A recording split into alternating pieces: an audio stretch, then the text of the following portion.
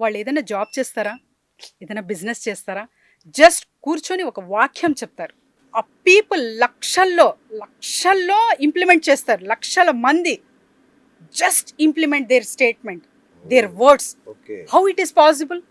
Just imagine. That is the power of their throat. And Ajna chakra అంత powerful ఉంటుంది కాబట్టి ఆ కాన్షియస్ లెవెల్లో వాళ్ళు కనెక్ట్ అవుతారు కాబట్టి that implements there lifes. And అవి జరుగుతాయి కూడా.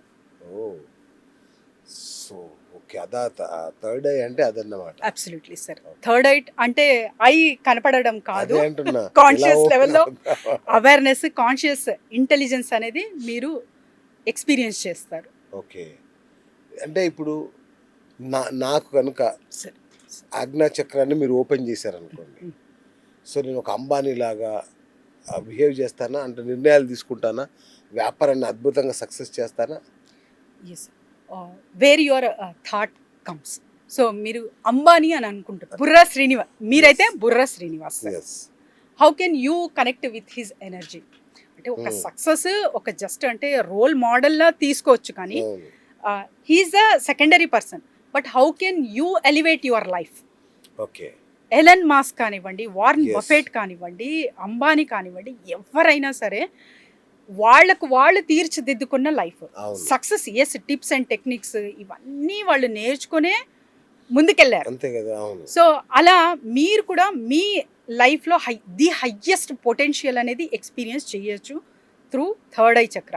ఓ హౌ ఫస్టే మనకు తెలుస్తాయి అనుకోండి, రేపు ఇలా Oh. జరుగుతుంది, లేకపోతే అది సెన్సరీ త్రూ మనం క్లియర్ కట్గా ఉన్నాము, అన్నీ మనకు సెన్సెస్ అవుతున్నాయి.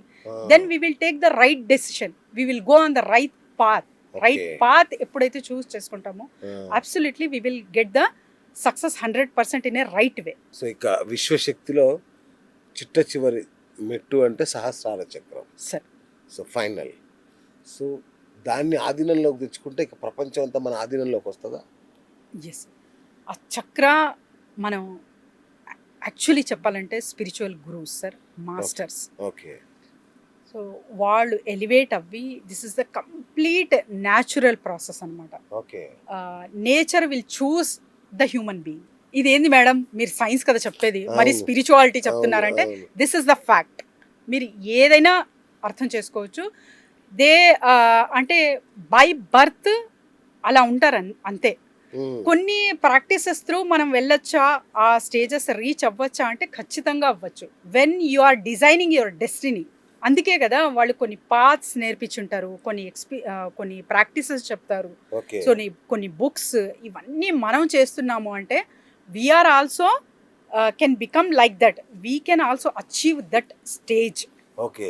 సో దానికోసమే అంటే నేను పాపులర్ అవ్వాలి, ఇవన్నీ కోరికలు కాదు. ఆ స్టేజ్ని ప్రతి ఒక్క మనిషి ఎక్స్పీరియన్స్ చేయొచ్చు. ఓకే. ఇది సాధ్యమే ప్రతి ఒక్కరికి. But you have the complete dedication. Okay. When you have the complete dedication అంటే వాళ్ళ లైఫ్ ఎలా ఉంటుందంటే సార్, మటీరియలిస్టిక్ లైఫ్ కానివ్వండి, స్పిరిచువల్ డివైడ్ చేసి చూస్తాం. No, life should be one in a spiritual path. మనం పని చేస్తున్నామా, అందులో కూడా స్పిరిచువాలిటీ. ఓకే. మనం మాట్లాడుతున్నామా, అందులో కూడా spirituality.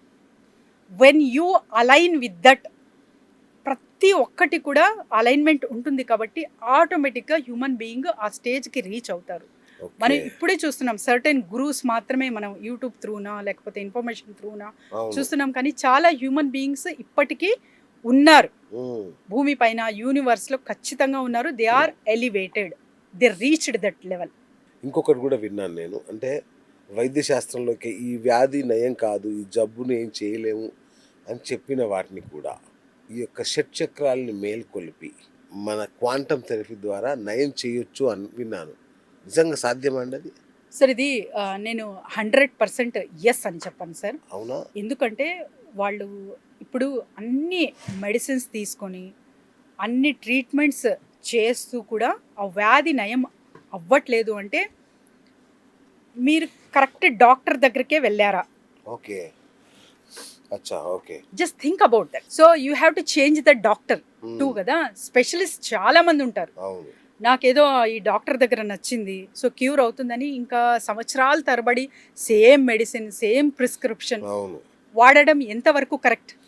Okay. Change your doctor, right. Change your అంటే ప్యాటర్న్స్ ఎప్పుడైతే చేంజ్ Thoughts. అవుతాయో, క్లియర్ కట్ థాట్స్ ఎప్పుడైతే పెడతారో మీరు, ఇది ఈజీగా అర్థమైపోతుంది. Yes, quantum will assure that you can reduce your density of your disease. Okay. That I can assure. Oh. And ఎవరైతే డోసెస్ తీసుకుంటున్నారో ఆ Oh. డోసెస్ని రెడ్యూస్ చేసే కెపాసిటీ క్వాంటమ్కి ఉంటుంది. సో జో డిస్పెన్జా తన ఒక్కసారి లైఫ్ స్టోరీ చూడండి యూట్యూబ్లో, తప్పకుండా. మీకే అర్థమవుతుంది. అసలు అంటే వేస్ట్, పరమ వేస్ట్, ఇంకా అయిపోయింది, బెడ్ రిటర్న్ అన్న person he is ruling the world through the quantum. ఓ. ఎలా సాధ్యమైంది? మీకు ఆ బ్రెయిన్ కెపాసిటీ, ఆ బ్రెయిన్ వేవ్స్, లెంత్, పవర్ ఇదంతా కరెక్ట్ ఎగ్జాక్ట్గా అలైన్ అయ్యాయి అంటే ఖచ్చితంగా you will also see the results. And చాలామంది సార్ చిన్న ఏదైనా ఇన్సిడెంట్కి బాధపడి డిప్రెషన్స్లోకి వెళ్తుంటారు, చాలా మంది డిప్రెషన్ కాదండి, చిన్న చిన్న వాటి సూసైడ్ చేసుకుంటున్నారు. కానీ చాలా Very వరకు sad. ప్రాబ్లమ్స్ ఫేస్ చేస్తూ కూడా, బాధపడుతూ కూడా అలానే లైఫ్ లీడ్ చేస్తూ ఉంటారు. How? The bearing capacity. Okay. So the fittest of the survival అంటారు కదా, ఎవరైతే ఫిట్టెస్ట్గా ఉంటారో వాళ్ళే సర్వైవ్ చేయగలరు. అవును. So when your mind is a strengthen, you can face anything.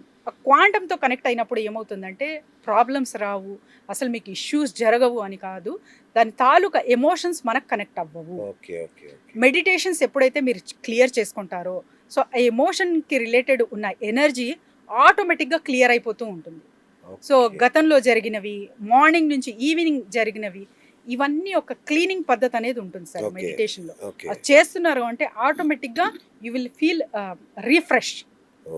మరి అంటే ఇప్పుడే మనం నిద్ర లేచి గాఢమైన నిద్రపోయి లేచామా అలా ఉంటుందన్నమాట. అలాంటి టెక్నిక్స్ మీరు పాటిస్తే ఖచ్చితంగా you will see the results. Basic question ma'am, sir ఇప్పుడు ఎవరైనా ప్రాబ్లమ్స్తో మీ దగ్గరకు వచ్చారు, సో వాళ్ళ షట్ చక్రాలని ఎలా స్కాన్ చేస్తారు?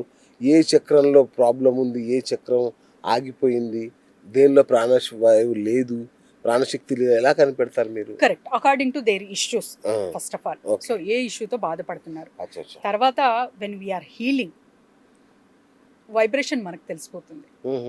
కొన్ని డిసీజెస్ సార్, కొన్ని ఏదైతే వ్యాధితో బాధపడుతూ ఉంటారో వాళ్లకు ఒక సిస్టమాటిక్ వేలో హీలింగ్ చేయడం జరుగుతుంది అనమాట. ఓకే. అందులో మనకు పర్టికులర్ నంబర్ ఏదైతే ఉంటుందో అక్కడ ఎనర్జీ చాలా, అంటే మన చేసే హ్యాండ్స్ కూడా ఇట్లా వైబ్రేషన్ వచ్చేస్తుంది. ఆ number through we can diagnose this part is healed. Even that person don't know, I to don't know. Okay. When I'm telling them, diagnose అయ్యాక చాలా మంది చెప్పారు, 2-3 చెప్పారు నాకు. ఒక అమ్మాయి అయితే ఫస్ట్ నమ్మకుండా, అంటే వాళ్ళ నాన్న చెప్తున్నారు ఏదో తీసుకొని వచ్చింది హీలింగ్ సంథింగ్, సరే చూద్దాము అన్నట్టు. నేను హీలింగ్ చేసిన తర్వాత అక్కడ ఎగ్జాక్ట్గా వైబ్రేషన్ ఫీల్ చేసి, ఇక్కడ హీలింగ్ ఈ పార్ట్లో ఈ లెవెల్లో నీకు హీలింగ్ జరిగిందిమా, ఇవన్నీ నువ్వు ఫేస్ చేస్తున్నావా ఇక్కడ అంటే, మీకు ఎలా తెలుసు అన్నప్పుడు కామ్గా కూర్చొని మళ్ళీ సెకండ్, థర్డ్ సెషన్ కూడా హ్యాపీగా వచ్చి తీసుకుంది. So we can analyse, okay. we can know that where the energy is stuck.